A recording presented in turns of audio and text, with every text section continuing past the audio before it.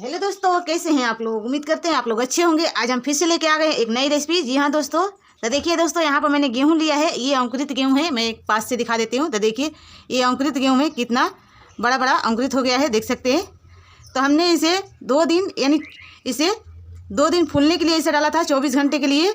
और इसको 2 से 3 दिन मैंने इसको करीब मैंने 3 दिन हो गया था बांध के रखे हुए इस तौलिए में।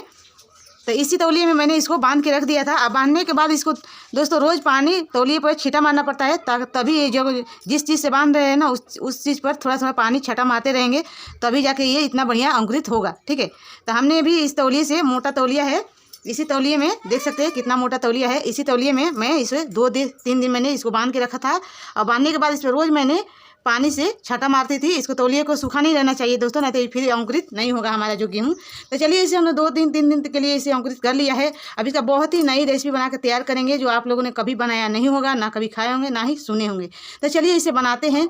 इसका हम 2 रेसिपी शेयर करेंगे आप लोगों के साथ। तो चलिए सबसे पहले क्या करेंगे, इसे सबसे पहले यहाँ पर एक कुकर लेंगे और कुकर में ये गेहूं को बॉईल करेंगे। तो इसे हम जब हम इसको निकालें तो तौलिए में से धोए नहीं है। सबसे पहले इसे हम 1-2 पानी धो लेते हैं, उसके बाद हम इसमें डालेंगे। तो चलिए धो लेते हैं। तो देखिए दोस्तों, मैंने यहाँ पर 2 पानी मैंने इसे अच्छे से धो लिया। देखिए कलर भी एकदम बढ़िया साफ साफ दिख रहा है। अब हम इसमें कुकर में डाल देंगे और डालने के बाद इसको हम 3 से 4 मिनट, इसको मतलब 2 सीटी आने तक इसे हम बॉईल कर लेते हैं गेहूं को। और दोस्तों बहुत ही अच्छा लगता है। आपको कोई से भी पता कर लीजिएगा गूगल से कि ये बहुत ही पौष्टिक होता है। ये अंकुरित गेहूं, कोई भी अंकुरित अगर अनाज है तो बहुत ही फायदेमंद होता है, ये तो आप लोगों को पता ही होगा। तो यहाँ पर क्या करेंगे, यहाँ पर हम 1 गिलास जितना पानी इसमें डाल लेते हैं। ठीक है, तो हमने 1 गिलास, देखिए जो गेहूं है वो एकदम बढ़िया से डूब गया है, इतना ही हमें इसको पानी चाहिए। अब हम इसमें क्या क्या डालेंगे वो हम आपको दिखाते हैं। ज़्यादा कुछ नहीं डालेंगे, बस 1-2 चीज़ डालेंगे। तो यहाँ पर मैंने गेहूँ में डालेंगे थोड़ा सा हम नमक डालेंगे, यानी आधी चम्मच जितना यहाँ पर नमक डाल देते हैं बॉईल करने से पहले। और यहाँ पर क्या करेंगे, थोड़ा सा हल्दी भी डाल देंगे। इसमें जब बॉईल होगा ना तो बहुत ही अच्छा इसमें कलर आएगा। ठीक है, तो इस बात को आप खास ध्यान दीजिएगा। तो यहाँ पर हमने इसमें कुछ भी नहीं डालेंगे। और देखिए ये रेसिपी जब भी बनाइएगा ना तो इसमें नमक डाल के आप इसको फूलने के लिए मत रखिएगा, ना ही आप मीठा सोडा की भी कीजिएगा। ठीक है, तो इसमें मैंने कुछ भी फूलने टाइम कुछ भी नहीं डाला था, सिर्फ पानी डाल के इसको 24 घंटा फूलने के लिए छोड़ दिया है। ठीक है, अब हम इसको ढक्कन बंद करके अब इसको 2 से 3 सीटी आने तक बॉईल कर लेंगे। ढक्कन लगा दिया है, अब इसे 2 से 3 सीटी आने तक बॉईल कर लेते हैं। दोस्तों गेहूँ हमारा एकदम बढ़िया से बॉईल हो गया है, देख सकते हैं। एक हम दिखा देते हैं, ये देखिए बढ़िया से बॉईल हो गया है। अब हम क्या करेंगे, एक हम कटोरी ले रहे हैं इस तरीके से, और इसमें सारा पानी हम छान लेते हैं। ठीक है, इस तरीके से सारे पानी को हम एक साथ एकदम बढ़िया से छान लेंगे। तो देखिए हमने गेहूं को छान लिया है। अब हम क्या करेंगे, इसमें हम 2 बोला था ना रेसिपी बनाने के लिए, इसमें से थोड़ा सा हम, इसमें से आधा से भी हम कम, इसमें से हल्का सा निकाल के एक कटोरी में निकाल लेते हैं, इतना सा। इसे हम बाद में दिखाएंगे क्या बनाने वाले हैं। तो अब चलिए, अब इसको क्या करना है हम आगे दिखाते हैं। इसमें देखिए यहाँ पर एक तौलिया लिए हैं और तौलिए पर ये अंकुरित जो गेहूं है वो सारे हम डाल देंगे। और इसको हम इस तरीके से, अगर आपके पास धूप है तो धूप में हल्का सुखा लीजिए, या फिर पंखे के नीचे, या फिर इसी तौलिए से हल्का हल्का इस तरीके से पोंछ लीजिए। ठीक है, हल्के हाथों से पोंछना है दोस्तों, नहीं तो इसका जो अंकुरित है ना वो टूट जाएगा, तो फिर हमें कोई फायदा नहीं होगा इतना मेहनत करने का। इस तरीके से हल्के हल्के हाथों से इसको हम पोंछ लेंगे। पानी बिल्कुल नहीं रहना चाहिए। इस तरीके से हमने इसे एकदम बढ़िया से पोंछ लिया है, पानी बिल्कुल नहीं आ रहा है हाथ में, देख सकते हैं। अब चलिए कढ़ाई की तरफ चलते हैं। तो देखिए दोस्तों कढ़ाई की तरफ हम आ गए हैं। कढ़ाई एकदम गर्म है, तेल भी देख रहे हैं गर्म है। अब इसमें हम डालेंगे 1 छन्नी। अब इसको इस तरीके से करेंगे, हल्का छन्नी को गर्म कर लेते हैं हल्का सा। अब इसमें हम जितना आए उतना ही हमें डालना है। ठीक है, और इसको ऊपर से हम इस तरीके से करेंगे और ऊपर से हम उठा लेंगे इस तरीके से। ये देखिए, और इसको हम 1 चम्मच की मदद से चलाते भी रहना है। इस तरीके से हमारा जो गेहूँ है हल्का सा फ्राई होता जाए, ऐसे ऐसे उठाते जाएंगे बीच बीच में, क्योंकि उड़ता ज़्यादा है। इस तरीके से ऐसे करेंगे, ऐसे उठाएंगे। ठीक है, इसको फ्राई करने में कम से कम 5 से 6 मिनट लगेगा। और कढ़ाई को जो तेल है बहुत ही गर्म चाहिए, तभी जाके बनेगा। ठीक है, तो इस तरीके से हम फ्राई करेंगे। अब यहाँ पर देखिए एकदम क्रिस्पी होने तक इसे बढ़िया से फ्राई करना है इस तरीके से। ये देखिए अब ये इस तरीके से हो जाएगा, कलर की भी चेंज हो जाता जाएगा इसमें। धीमे धीमे इसको आँच पे, मतलब हाई आँच पे इसको करना है। इसको लगातार चलाते जाना है। इसमें एक रखिए, इसको फिर उठा लीजिए, ऐसे रखिए और उठा लीजिए ऐसे, ताकि ये छीटा ना पड़े, उड़ ना सके। ठीक है, ये हमारा फ्राई हो गया है। अब हम इसे दूसरा बर्तन में ले लेते हैं। तेल को इस तरीके से कर लीजिए, तेल एक्स्ट्रा जो है निकल जाए। इसको ऐसे ऐसे देखिए कितना खन खन की आवाज़ आ रही है, तो इसमें से तेल निकल जाए।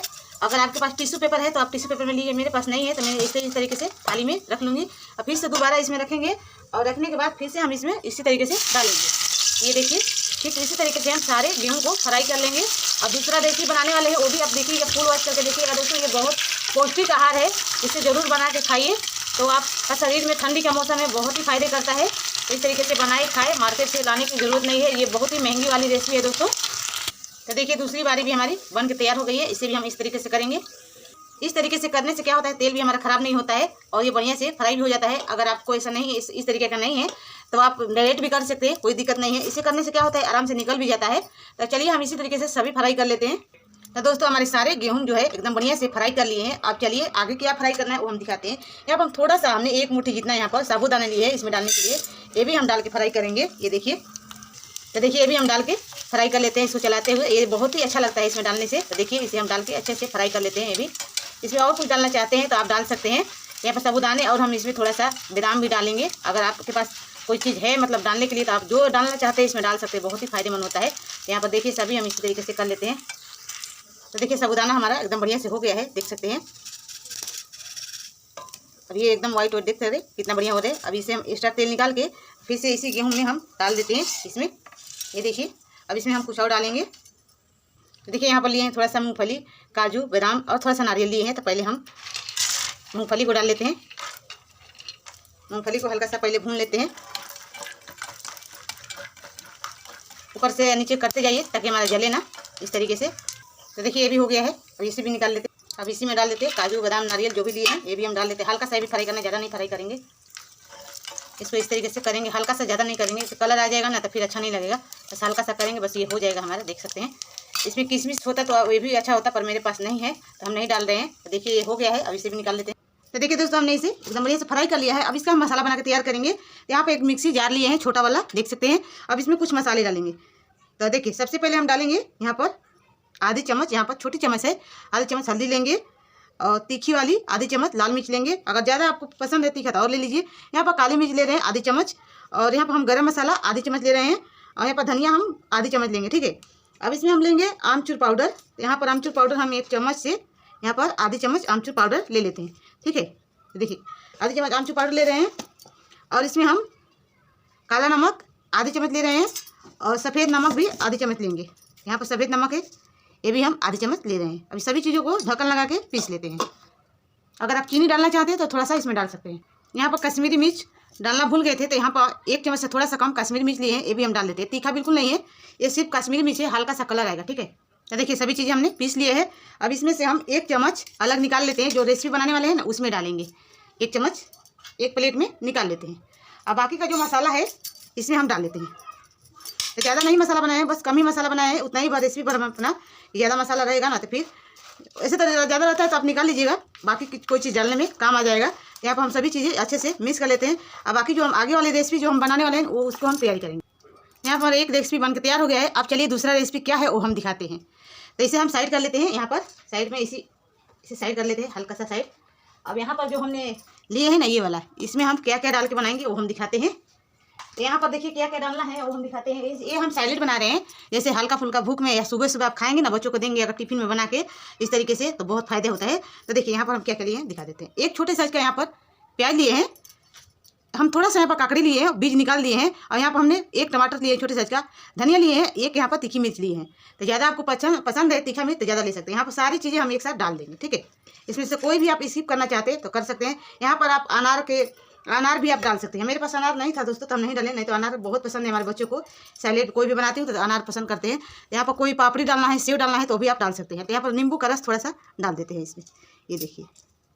अब डालने के बाद इसमें जो मसाला निकाले हैं ना ये वाला, ये हम डाल देंगे इसमें। नमक पहले से है इसमें नमक डालने की ज़रूरत नहीं है। अब इसे हम मिक्स कर लिए हैं, ये देखिए। तो 2 रेसिपी हमारी एक ही वीडियो में हम 2 रेसिपी शेयर कर दी हूँ। तो आप लोगों को जरूर बताइएगा कि हमारी ये रेसिपी आप लोगों को कैसी लगी, कमेंट में जरूर बताइएगा। उम्मीद करती हूँ कि आज की हमारी रेसिपी है आप लोगों को बेहद पसंद आएगी। पसंद आए तो प्लीज़ वीडियो को लाइक शेयर कीजिएगा। चैनल पर पहली बार आए हैं तो प्लीज़ चैनल को भी सब्सक्राइब कीजिएगा। तो चलिए दोस्तों मिलते हैं अगली वीडियो में एक नई रेसिपी के साथ। तब तक के लिए बाय बाय दोस्तों।